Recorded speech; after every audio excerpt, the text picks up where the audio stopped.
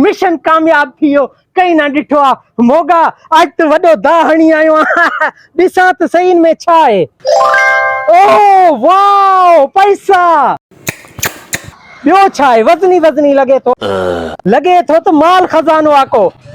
Wow सोने जी chain Moga आज तो तू रंग जीवाए हणे ये करा तो सिद्धो उस्ताद बेलचे दे वनी उनके हाल हवाल दिया तो वो कमाई तो 100-200 गिराक वठदो आ मोगे तो आज वडो ता आयो आ।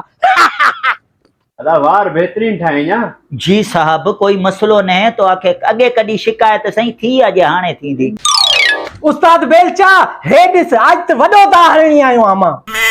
उस्ताद केड़ा इशारा शुरू करे दिना थी हे दिस मां केडो दा हणी आयो आ खुश थी वरी माखे चए थो तो चुप कर छो चुप किया मां पैसा न चैन सोने जी अञा माखे चए थो तो चुप कर अलाए छा सोची थो। अदा ये तवा छो चोरियूं कंदा हो पुलिस कानून भी आहे इन दुनिया में छा तवा के कानून को भाव नथो थे ओ अदा पुलिस वारन के खबर लगदी त मुखे पकड़ींदा ना मां एतरी सफाई सा काम करे इंदो आ जे पुलिस छा कानून जे कंहिं बि इदारे के खबर न पवंदी। चलो उहे तुंहिंजा नसीब भलाइण तू चोरी करे आए पुलिस वारन तोखे न ॾिठो अगर पुलिस वारन तोखे ॾिसी वठंदा चोरी कंदे तू पकड़जी पवे आ तोखे ख़बर आहे पुलिस वारा तोसां कहिड़ो असर करंदा। आज ताईं कोई पुलिस वारो मुंहिंजी नज़र में आयो ई कोन्हे जे कॾहिं मुंहिंजी नज़र में कोई पुलिस वारो अची बि वियो न पोइ मोगे जी मार ख़बर न चार वॾियूं फड़कियूं हणे थो यार तोखे पाण ते एॾो कॉन्फिडेंस आहे तू आहीं केर चीज कहिड़ी आहे तोखे ख़बर न आहे त मां केरु आहियां। घर में कोई ॿार रहंदो आहे त मां उनखे चवंदी आहे बचड़ा चुप कर किथे मोगो बदमाश आयो न त तोखे चंबा हणंदो चंबा जेकॾहिं पुलिस वारा बि मुंहिंजे साम्हूं आया न मां उन्हनि खे चंबा हणंदुमि चंबा। अच्छा माना पुलिस वारा तुंहिंजे साम्हूं अची वञनि तू उन्हनि खे चंबा हणंदे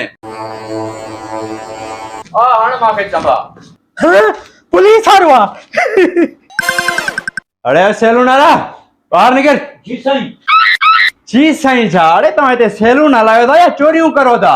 ना सही मांजो तो कोई ताल्लुक कोने होनी था वो जान तू जान वजी करे तू जान उदे न तो वो तो उस्ताद उस्ताद सरे तो उस माना तुंहिंजा शागिर्द आहे न हाल तू अॻी ना थी मां पुछां थो ॿिन्हिनि खां भाज मोगा जान बचाए बेड़े बीट बीट बीट बीट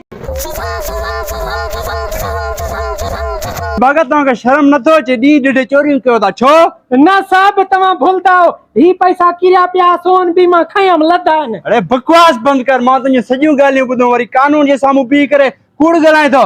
न साहब कूड़ नथो हणा हलो थाणे ते कूड़ छा आहे सच छा आहे ख़बर पइजी वेंदो हलो। ओ साहब ईअं न करो मूंखे माफ़ी ॾियो इन मां अधु पैसा तव्हां रखो सोने जी चेन बि तव्हां रखो।